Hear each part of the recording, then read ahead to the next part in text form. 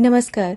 इस वीडियो में हम भगवती महालक्ष्मी का सौभाग्यशाली बीज मंत्र जो है श्रींग या जिसको कुछ लोग श्रीम बोलते हैं, इसकी साधना के बारे में बात करेंगे। श्रींग बीज मंत्र जो है वो भगवती महालक्ष्मी का बीज मंत्र है और उनके बारे में बोला गया है कि श्री एवं सौभाग्य रूप फल को प्रदान करने वाला मंत्र है। कहते हैं कि उनकी एकमात्र चितवन से ही, मतलब अगर वो एक बार आपकी तरफ अपनी कृपा दृष्टि अगर डाल देती हैं तो खाली उनके देखने मात्र से आप तीनों लोगों पर विजय प्राप्त करने वाले हो जाते हैं। बहुत ज्यादा सौभाग्य फल प्रदायक बीज मंत्र है और इसकी साधना अगर आप पूरे नियम के साथ, पूरा विधि जो बताई गई है हमारे शास्त्रों में, उस हिसाब से अगर आप करते हैं तो आप इसकी साधना का जो प्रभाव है अपने घर परिवार पे, अपने जीवन पे ज़रूर देखेंगे। और देखिए, श्री सिर्फ धन संपत्ति नहीं होती है, सौभाग्य होती है, आपके घर में सुख शांति जो होती है, चीज़ों की ग्रोथ जो होती है, वो कहीं भी किसी भी डिपार्टमेंट में हो सकती है। धन तो है ही, इसमें कोई संदेह नहीं है कि भगवती लक्ष्मी की साधना अगर आप करेंगे तो धन में वृद्धि तो होगी ही होगी, लेकिन उसके साथ साथ आपके घर के, आपके सौभाग्य में भी वृद्धि होगी। अगर आप ये सब साधनाएं करती हैं अपने घर के लिए, अपने घर परिवार के लिए, अपने लिए, तो आप देखेंगे कि कुछ समय बाद इसका प्रभाव आपके बच्चों पर, आपके घर परिवार पर पौष्टिक रूप से समृद्धि की बढ़ोतरी के रूप में आपको दिखाई देना शुरू हो जाएगा। कहा गया है कि चिंतामणि के समान ये चिंतित मनोरथ को प्रदान करता है। ये साधना जो है ये चिंतामणि के समान आपके चिंतित मनोरथों को प्रदान करेगी, लेकिन बस कंडीशन वही होती है कि आपको पूरा विधान के साथ, नियमों का पालन करते हुए और पूरी शुद्धता के साथ इस साधना को करनी है। तो इस वीडियो में हम एकाक्षरी बीज मंत्र की साधना कैसे की जाए इसके बारे में बात करेंगे। देखिए, साधना शुरू करने के लिए सबसे पहले आपको पता होना चाहिए उसका पुरुष चरण कितना है और साधना के उसके अंग क्या क्या हैं। पुरुष चरण करने के बाद, पुरुष चरण का मतलब होता है मंत्र को जागृत करना।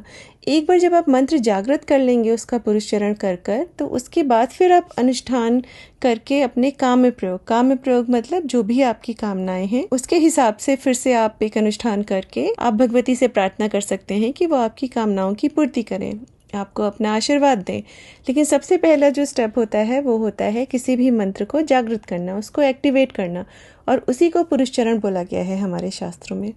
पुरुष चरण के बहुत सारे अंग होते हैं, जैसे आपको मंत्र जप करना होता है, आपको आवरण पूजा, पीठ पूजा वगैरह करनी होती है, फिर आपको हवन करना होता है, फिर जो जप का दशांश होता है वो हवन होता है, हवन का दशांश जो होता है तर्पण, तर्पण का दशांश मार्जन, और फिर उसके बाद ब्राह्मण भोज करना होता है, दक्षिणा देनी होती है ब्राह्मणों को। और इस तरह से जो पूरा प्रोसेस है पुरुष चरण का ये समाप्त होता है। तो अगर आपको ब्राह्मण नहीं मिल रहे हैं, आपको समझ में नहीं आ रहा है कहाँ दक्षिणा दे, तो आप मंदिर में जाके दे दीजिए या छोटी बच्चियों को खाना खिला दीजिए घर में बुला के। लेकिन ये जो विधान होता है पुरुष चरण का पूरा, उसमें ब्राह्मण भोज, दक्षिणा, ये सब बहुत ज़रूरी होता है। अब इसका पुरुष चरण संख्या क्या है इस मंत्र की? एकाक्षरी मंत्र है, लेकिन इसका पुरुष चरण जो बताया गया है इसकी जप संख्या है 12 लाख। तो बोला गया है कि इंद्रियों को वश में करके 12 लाख का जप आपको करना है। आप इसको, सामर्थ्य है तो आप इसको 11 दिन में कंप्लीट कर लीजिए, नहीं तो जितना भी जिस हिसाब से आप कर सकते हैं। आप अपनी जप माला को देखिए कि आपको उसमें 108 दाने होते हैं, आप एक दिन में बैठ के कितना कर सकते हैं, तो उस हिसाब से डिवाइड करके आप अपने दिन बना सकते हैं कि मैं इतने दिन में इतनी माला करके ये जप संपन्न करूंगा। जो जप माला हम इस मंत्र के लिए प्रयोग में लाते हैं, अगर आपको कमलगट्टे की माला मिल जाती है तो बहुत ही अच्छी बात है। कमलगट्टे की माला पे इसका जप करिए, उससे बहुत ज़्यादा अच्छा प्रभाव आपको मिलता है। लाल रंग का ऊनी आसन लेके आइए, इस मंत्र का जप करिए। अब कोई भी, अब जैसे आपने सोच लिया आप पुरुष चरण करेंगे, तो जिस दिन आपको शुरू करना है उससे पहले आप अपने सभी देवी देवताओं की, जिनकी भी आप पूजा अर्चना करते हैं, आप कर लीजिए। पंचदेव पूजा बहुत ज़रूरी होती है, उसको करना चाहिए आपको। पंचदेव आपको समझ नहीं भी आए तो पंचदेव पूजन का एक मंत्र होता है जो आप मानसिक रूप से जप कर सकते हैं, वो आपको सब डिस्क्रिप्शन में मिल जाएगा। इस साधना से रिलेटेड जितने भी जो डेटा है, डेटा इन द सेंस कि आपका विनियोग क्या होना चाहिए, आपका ध्यान क्या होना चाहिए, आपका न्यास क्या होना चाहिए, ये सब आपको डिस्क्रिप्शन में मिल जाएगा। लेकिन जब आप अपना पूजा शुरू करें तो प्रोसेस वही होता है कि नहा धो के आप आएँ, अपने आसन पे बैठें, सब शुद्धि करें, अपने सारे आसपास की आचमन करें, अपनी रेगुलर पूजा जो आप करते हैं वो सब करें। उसके बाद फिर हाथ में संकल्प लेकर भगवती से हिंदी में ही चाहे तो मन में मानसिक रूप से संकल्प करें कि माँ मैं इतने दिन का अनुष्ठान आपका इतनी माला का करूँगा, आप उसको निर्विघ्न संपन्न कराओ, शक्ति दो मुझे। और फिर भगवती लक्ष्मी की साधना है तो भगवान विष्णु को स्मरण जरूर करें, महादेव बाबा को भी स्मरण जरूर करें, भैरव बाबा को भी स्मरण जरूर करें। उन सब से शक्ति और सामर्थ्य मांगे और सबसे पहले आप अपने गुरु को स्मरण करें और गुरु के बाद गणपति को स्मरण करें। तो जो क्रम होगा आपका, गुरु को स्मरण करें, गणपति को स्मरण करें, उसके बाद फिर आप भगवान विष्णु को स्मरण करें और जो आपका पूरा विधान है पूजा का आप उसको कर लीजिए। पंचदेव पूजा का जो मंत्र है उसको भी समझ के आप पढ़िए और फिर उसके बाद आप संकल्प लेकर अपना मंत्र जप शुरू करिए। अब इसमें ये बोला गया है कि जितने दिन आप जप करते हैं उतने पूरे समय में आपको भगवती का पुष्पों से मतलब फूल वगैरह से पूजन जरूर करना चाहिए। इन जनरल आपको 2 बार पूजा करनी चाहिए, सुबह 1 बार पूजा कर लें, शाम का दिया जरूर जलाएं। शाम को पूजा जब सूर्यास्त होने ही वाला होता है उस समय की पूजा का भी अपना बहुत विशेष महत्व होता है। तो दोनों समय पूजा करें। पुष्प आप सुबह चढ़ा दें, शाम को पुष्प मत तोड़ें, फूल मत तोड़ें। सुबह अपना पुष्प से भगवती का 1 बार पूजन जरूर कर दें। और फिर जैसे ही आपका जप वगैरह खत्म होगा तो हवन के लिए बोला गया है। जप समाप्त करने पर तत्क्षण बिना कोई विलंब किए, बिना कोई देरी किए आपको हवन भी कंप्लीट कर लेना चाहिए। और हवन के लिए जो सामग्री बोली गई है उसमें बोला गया है त्रिमधु से पूर्ण कर उससे अथवा त्रिमधु, दूध घी मधु का जो मिक्सचर होता है इसको मिला के जो बनाते हैं, दूध घी मधु, इन सब तीनों को मिला लीजिए और फिर इसमें तिल मिला लीजिए। तो इससे हवन किया जाता है। या फिर आप बिल्व के फल से भी हवन कर सकते हैं। फिर शर्करा युक्त पद्म मतलब कमल के फूलों में और चीनी शक्कर मिला के इससे भी हवन करने का विधान बताया गया है। तो जितना आप जो आप में सामर्थ्य हो आप मतलब जो भी आपको लगे कि आप इजीली अवेलेबल आपके पास सामग्री है उससे आप अपना हवन कर सकते हैं। अब बात करते हैं कि इसका विनियोग न्यास वगैरह क्या होगा। तो सबसे पहले तो आप संकल्प लेंगे जो कि सिर्फ 1 बार लिया जाता है, पहले दिन लिया जाता है। उसके बाद फिर आप विनियोग करेंगे। विनियोग भी आप 1 ही बार करेंगे, पहले दिन कर लेंगे विनियोग। और उसका जो मंत्र है वो सब आपको डिस्क्रिप्शन में मिलेगा। और उसके बाद फिर आप न्यास करेंगे। पर न्यास करने से पहले आपको समझना चाहिए कि मंत्र का स्ट्रक्चर क्या है, उसका इस महामंत्र का उद्धार क्या है। तो बोला गया है वांत श वहिन र वाम नेत्र इकार इंदु अनुस्वार। और इस तरह श्रींग यह महालक्ष्मी का बीज निष्पन्न होता है और चिंतामणि के समान चिंतित मनोरथों को प्रदान करता है। तो ये जो सब होते हैं ये सब बहुत सोच समझकर किसी मंत्र को किसी शक्ति के साथ बनाया जाता है, क्योंकि ये तत्वों को देखता है, शक्ति को देखता है। तो इवन दो आपको इसका कोई अर्थ नहीं समझ में आएगा श्रींग का क्या मतलब है, लेकिन जो एक ये वाइब्रेशन जनरेट कर रहा है, जो इसका साउंड है, जो वो एक वाइब्रेशन क्रिएट कर रही है, जो फ्रीक्वेंसीज हैं वो उस सर्टेन तत्व को कंट्रोल करने वाले देवता के पास पहुंच जाती है और फिर वहीं से एक पूरा जो आपका वातावरण है, आपका जो एनवायरनमेंट है वो चेंज होने लगता है। ये वाला जो बीज मंत्र है ये स्पेसिफिकली सौभाग्य और समृद्धि को बढ़ाने के लिए है। इन जनरल देखिए, आपको जीवन में रहना है, जीना है, तो आपको संसाधन चाहिए। अब जैसे इंद्र थे, राजा इंद्र, उनको पूरे सारे देवता उनके अधीन हैं, उनको सबका संचालन करना है, सब चलाना है अपना, तो उनको धन चाहिए। तो उनके साथ भगवती स्वर्ग लक्ष्मी के रूप में रही थी। तो स्वर्ग लक्ष्मी और कोई नहीं है, भगवती का आशीर्वाद, उनकी ऊर्जा, उनका पूरा प्रभाव ही है। और गृहस्थों के घर में वो कहते हैं पत्नियों में वहाँ पे ग्रह लक्ष्मी के रूप में रहती हैं। तो ये सब चीज़ें होती हैं जो समझ समझ के आपको करनी चाहिए। फिर इस बीज के, इस महालक्ष्मी बीज मंत्र के जो ऋषि हैं वो हैं भृगु और श्री देवता हैं। और इसके न्यास के लिए देखिए, न्यास में ये सब चीज़ें पता होना ज़रूरी होता है। फिर न्यास में आप उन्हीं को यूज़ करते हैं। दूसरा, इन जनरल आपको पता होना चाहिए कि जो बीज मंत्र आप करने जा रहे हैं, जिसकी साधना, उसका तत्व क्या है, उसके ऋषि कौन हैं, शक्ति क्या है, देवता कौन है, ये सब चीज़ें आपको पता होनी चाहिए। तो इसमें बोला गया है कि साधक 6 दीर्घ वाले वर्णों से युक्त इस बीज से षडंग न्यास करे। और 6 दीर्घ वाले वर्ण कौन कौन से होते हैं आपके? वो होते हैं श्रांग, श्रींग, श्रूंग, श्रैंग, श्रौंग, श्रह। तो करन्यास में जब आप डिस्क्रिप्शन में जाके आपको सारा न्यास सब कुछ वहाँ पे मिल जाएगा, तो उसमें आप देखेंगे तो ये सब हैं जिनसे आपको करन्यास करना है। और न्यास में आपको पता है कि आप अपने शरीर के अलग अलग भागों पे शक्ति को स्थापित करते हैं। तो इस तरह से ये आप न्यास करेंगे। न्यास के बाद आता है ध्यान। हर मंत्र का अपना एक ध्यान होता है। ध्यान के अनुकूल ही देवता के स्वरूप की आप कल्पना करिए अपने मन में, हृदय में, और उसी के हिसाब से फिर आप मंत्र जप करिए उसी ध्यान के ऊपर। तो भगवती का जो ध्यान है वो भी आपको डिस्क्रिप्शन में मिल जाएगा। उसके बारे में बोला गया है, जिनकी कांति सुवर्ण के समान है, जो हिमालय जैसे ऊंचे ऊंचे दिग्गजों द्वारा शुंड में स्थित हिरण्यमय अमृतपूर्ण घड़ों से सिंचयमान है, जिनके हाथों में वर मुद्रा, 2 कमल तथा अभय शोभित हो रहा है, और मस्तक पर दिव्य मुकुट विराजमान है, जिनके नितंब प्रदेश पर रेशमी वस्त्र शोभित हो रहा है। कमलासन पर बैठी हुई ऐसी महालक्ष्मी की मैं वंदना करता हूँ। ये उनका ध्यान है। और इसके बाद फिर आप करेंगे पीठ पूजा और आवरण पूजा। तो पीठ पूजा में आप भगवती की जो 8 दिशाओं में पीठ शक्तियां हैं, विभूति, उन्नति, कांति, सृष्टि, कीर्ति, सन्नति, पुष्टि, उत्कृष्टि, वृद्धि, इन सब की पहले आप पूजा करेंगे। और उसके बाद फिर आप यंत्र में आके अलग अलग दिशाओं में आप शक्तियों की पूजा करेंगे। देखिए, यंत्र पूजन मैंने बोला बहुत ज़रूरी होता है। भगवती का पूरा परिवार उनके साथ होता है।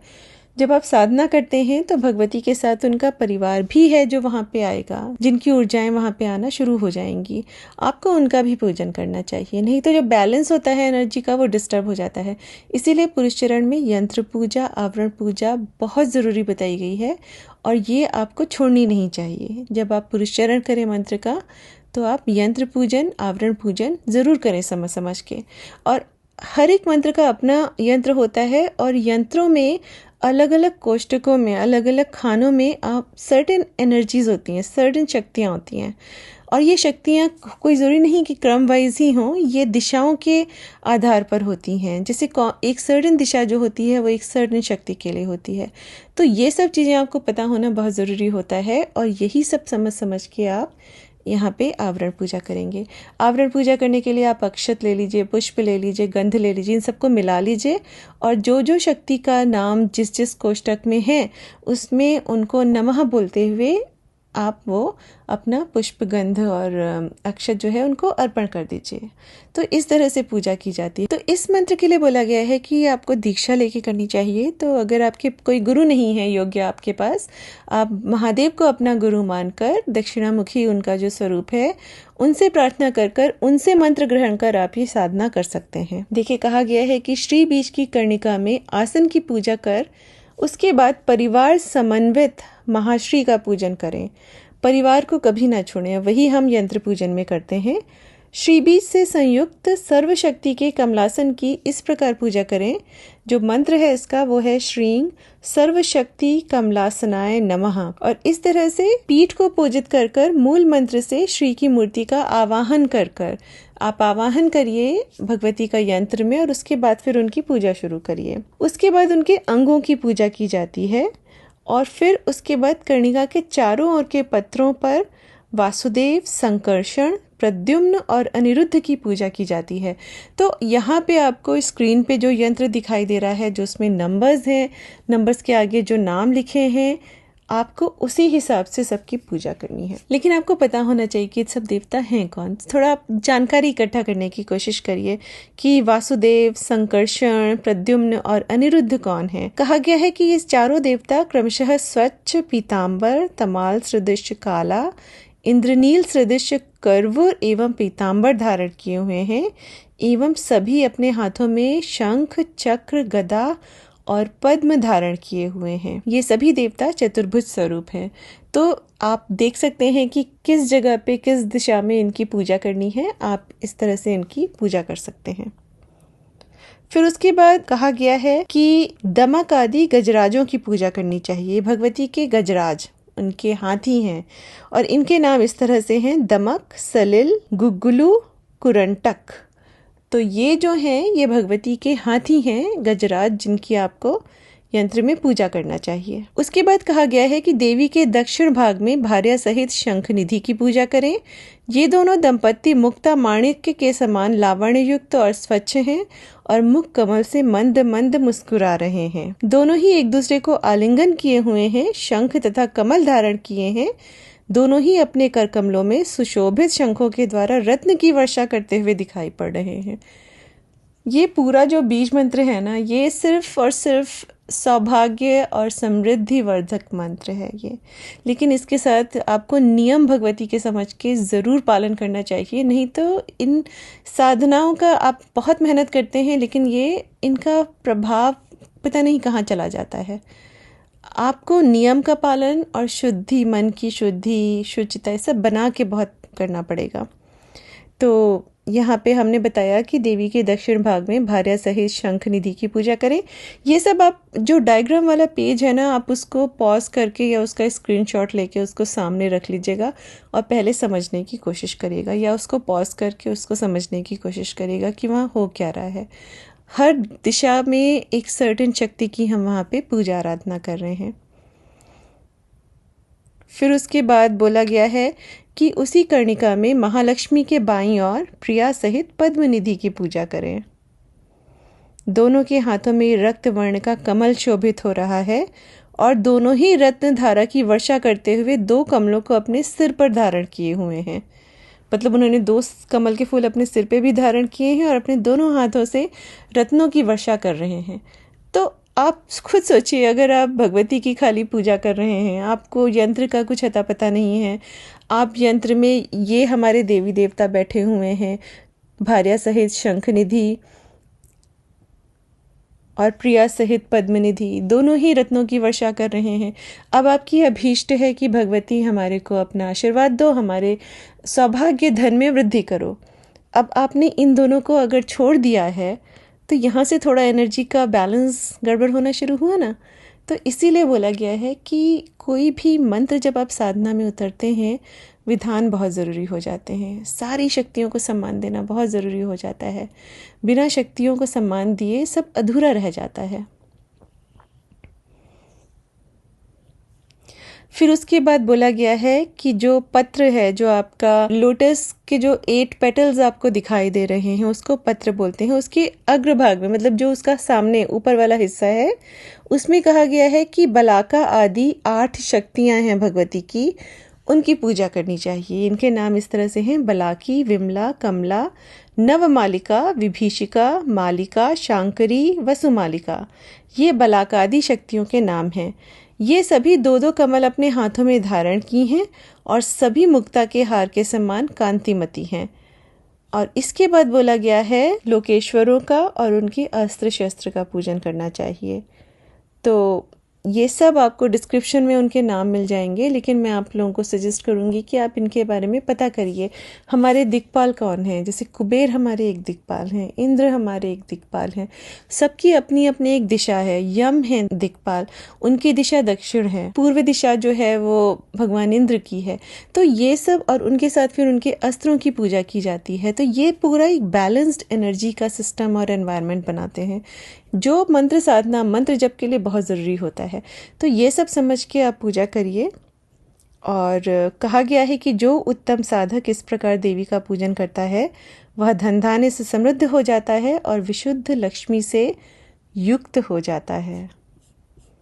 तो अगर आपका अभीष्ट यही है कि भगवती आपको अपना आशीर्वाद दें, क्योंकि इसमें कोई बुराई नहीं है कि इस जीवन में धन की आवश्यकता सबको है। जो बोलते हैं नहीं हमें नहीं है, हम तो सिर्फ भगवती का आशीर्वाद चाहते हैं, मैं बोलती हूँ ठीक है, उनको ना मिले। लेकिन अगर आप पूरी ईमानदारी से बोलेंगे कि हाँ भगवती मेरी ये इच्छाएं हैं, मुझे जीवन जीना है, मुझे अपने बच्चों के लिए ये करना है, मुझे अपने परिवार के लिए करना है, मुझे धन चाहिए, मुझे अपने सौभाग्य में वृद्धि चाहिए, और ऐसा बोल के आप पूरी ईमानदारी से उनके सामने जाके ये सब साधनाएं करेंगे और पूरे नियमों का पालन करेंगे, तो भगवती प्रसन्न ज़रूर होंगी।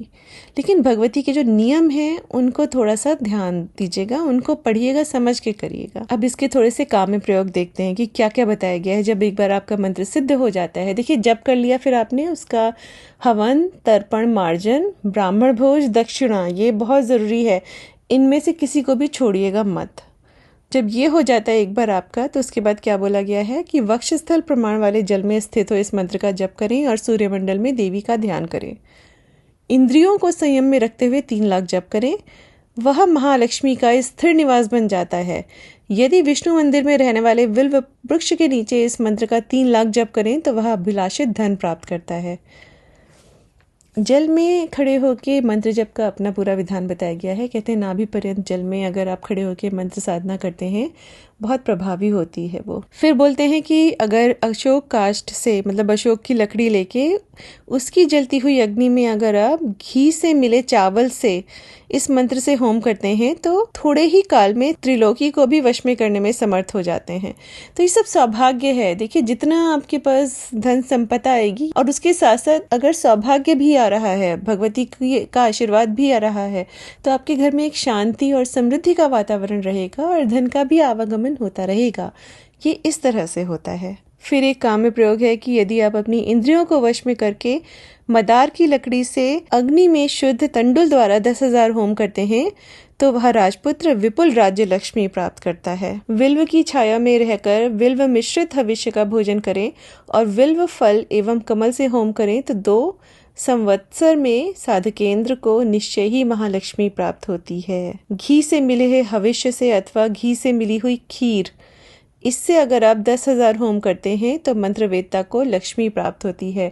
तो ये सारे जो विधान बताए गए हैं ये काम प्रयोग में आते हैं। और एक और बताया है कि त्रिमधुर मिश्रित लाल कमल से श्रद्धा पूर्वक 1 लाख होम करने से लक्ष्मी साधक के वंश को तब तक नहीं छोड़ती जब तक महाप्रलय नहीं होता है।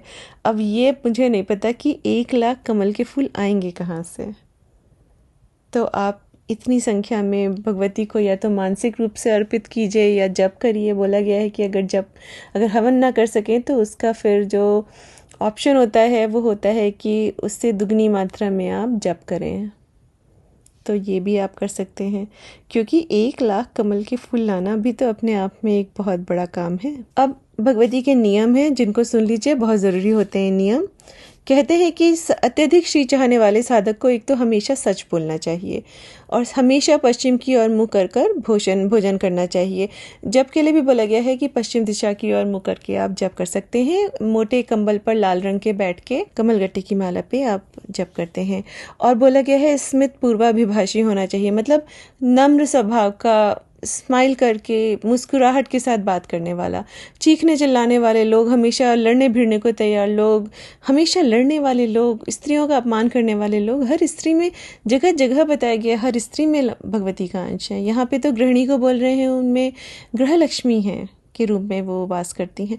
तो बेसिकली भगवती का जो अंश है स्त्रियों में कुछ ज़्यादा ही बताया गया है। अगर आप उनका अपमान करना शुरू कर देते हैं, आप मेरे से लिखवा के रख लीजिए, समृद्धि सौभाग्य आपसे कोसों दूर भागेगा और उसके साथ साथ घर में आपकी एक ऐसा नेगेटिव एनवायरनमेंट बन के रहेगा जिसको आप हटा नहीं पाएंगे। अगर आप चाहते हैं आपके घर में बढ़ोतरी हो, सबसे पहले स्त्रियों का सम्मान करना शुरू करिए, बच्चियों का सम्मान करना शुरू करिए। तो ये सब चीज़ें हैं जो बहुत इम्पॉर्टेंट होती हैं। एग्जैक्टली क्या लिखा है? अत्यधिक श्री चाहने वाले साधक को सर्वदा सत्य बोलना चाहिए, सदा पश्चिमाभिमुख होकर भोजन करना चाहिए तथा स्मित पूर्वाभिभाषी होना चाहिए। गंध पुष्पादिकों से अपने को अलंकृत करना चाहिए तथा नियमों का पालन करते हुए पवित्र रहना चाहिए। और बहुत सारे नियम हैं इसके, जिसको आप शारदा तिलक में जाके पढ़ सकते हैं। शारदा तिलक से ही सारा जो इसका जो रेफरेंस लिया गया है वो रेफरेंस वहीं से आया है। आप वहाँ जाकर इसको पढ़िए, आपको और भी समझ में आएगा। और इसके साथ साथ देवी भागवत पुराण में 9वें स्कंध में बहुत सारे नियम बताए गए हैं कि कैसे कैसे क्या क्या काम करने से भगवती छोड़ के चली जाती हैं। बिल्कुल इंद्र को जिस तरह से इंद्र से रुष्ट हो गई थी, एक क्षण नहीं लगा था। सबसे पहली बात, भगवान विष्णु का जो अपमान करते हैं, कम से कम महालक्ष्मी वहाँ नहीं रहेंगी, बिल्कुल नहीं रहेंगी। जीवन के किसी न किसी क्षण में कहीं ना कहीं जाके आप ये चीज़ देखेंगे कि भगवती आपके घर से चली जाएंगी। ये बात शास्त्रों में लिखी हुई है, देवी भागवत पुराण में लिखी है। इंद्र ने भगवान विष्णु की जो माला थी या पुष्प था उसका अपमान कर दिया था, अनजाने में ही किया था या अपने अहंकार में किया होगा। और भगवती जो स्वर्ग लक्ष्मी की तरह स्थापित थी वो वहाँ से निकल गई। सारे देवता दर दर भटकने लग गए। हम लोग धन संपदा को और इन चीज़ों को बहुत लाइटली लेते हैं, कहते हैं कि नहीं हमें तो कोई फ़र्क नहीं पड़ता, हमें तो कुछ नहीं चाहिए, हम संपन्न हैं, सब कुछ हैं। लेकिन इसकी अपनी एक वैल्यू होती है। जब आपके पास कुछ नहीं रहेगा, जब आप सच में एक एक चीज़ के लिए मोहताज हो जाएंगे, तब आपको पता चलेगा कि हम जो अपने अहंकार में बहुत कुछ बोल देते हैं उसका फल क्या होता है। विष्णु भगवान का कभी भी अपमान मत करिए। विष्णु भगवान के साथ ही लक्ष्मी माँ हैं। महालक्ष्मी तत्व जो है भगवान विष्णु के साथ ही जुड़ा हुआ है, तो उनका कभी भी आप अपमान मत करिए, नहीं तो ये आपके जीवन में आगे किस तरह से आएगा आप खुद भी नहीं जानते हैं। तो चलिए फिर इस वीडियो में इतना ही। सारी जो इससे रिलेटेड साधना से रिलेटेड जितनी भी चीज़ें हैं वो आपको डिस्क्रिप्शन में मिल जाएंगी, और वहाँ से आप देखकर अपने हिसाब से उसको पूजा कर सकते हैं। हमेशा पहले अपनी दैनिक पूजा कर लीजिए, पंचोपचार पूजा कर लीजिए। क्रम जो होता है वो गुरु गणपति होता है। जब आप मंत्र की साधना कर रहे हैं, जो भी आपके गुरु हैं उनको स्मरण जरूर करिए, फिर गणपति को स्मरण करिए। कुछ एक मंत्र जो मैं अपनी पूजा में प्रयोग करती हूँ, बचपन से जो मैं करती आ रही हूँ 40 साल से, वो मैं लिख दूंगी, आप चाहे तो उनको देख सकते हैं, नहीं तो मानस पूजा का, पंच पूजा का एक मंत्र है, आप उसको देख सकते हैं। माला मंत्र होता है, आसन मंत्र होता है। हर आवरण के बाद आपको उस आवरण की पूजा करके पुष्प धूप पुष्प गंध अर्पित करना होता है। उसका अपना एक मंत्र होता है। जितना मेरे से हो सकेगा मैं सब कुछ ऐड उसमें कर दूंगी, बट सबसे इम्पॉर्टेंट बात होती है मंत्र को समझना, पुरुष चरण संख्या का पता होना, हवन में क्या क्या सामग्री डाल रहे हैं वो सब पता होना, विनियोग क्या होता है उसको कैसे करना है वो पता होना, न्यास क्या होता है उसको कैसे करना है वो पता होना। फिर सबसे इम्पॉर्टेंट और भी होता है आवरण पूजा। आपकी कौन कौन सी शक्तियाँ, जैसे हमने देखा पद्मनिधि और शंख जो हैं वो कैसे, वही तो हैं जो रत्नों की वर्षा कर रहे हैं। आप उनको अगर भूल जाएंगे बिल्कुल, आप सोचिए क्या हो रहा है यहाँ पे। और माँ की शक्तियाँ, उनके जो फिर लोकेश्वर हैं जो सब दिशाओं में जो रक्षा कर रहे हैं उनके आवरण की, तो इन सब चीज़ों को समझना और उनकी पूजा करना बहुत ज़रूरी हो जाता है। चलिए, तो इस वीडियो में इतना ही। मिलते हैं अगले वीडियो में। नमस्ते चंडिकाय।